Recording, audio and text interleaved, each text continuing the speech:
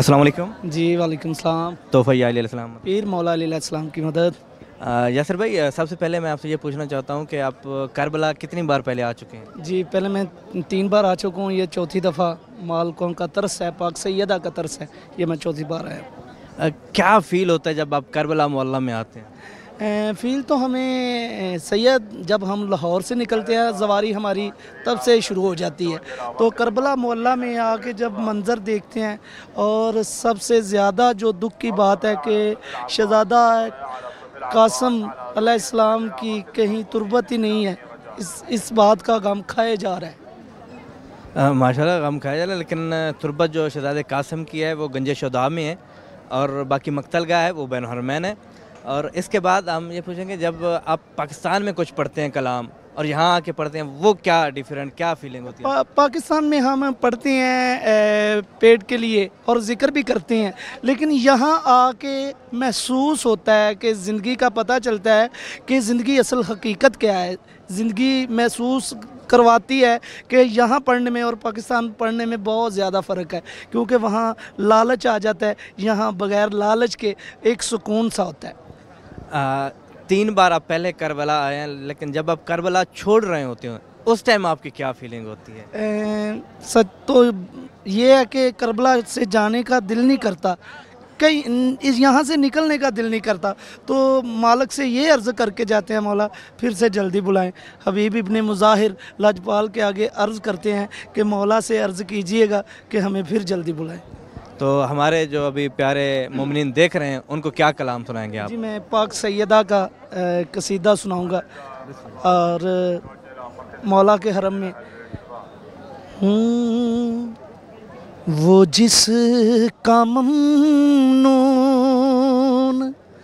खुद खुदा है,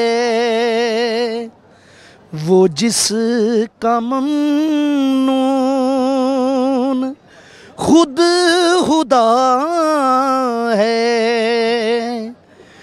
वो फातिमा है,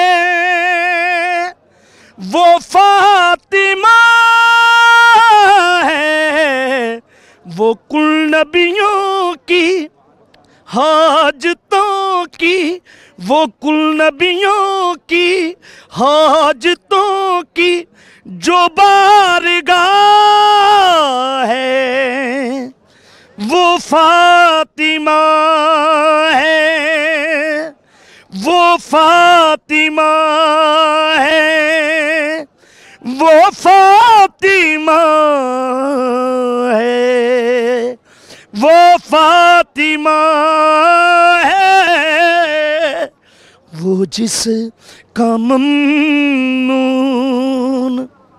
खुद खुदा है,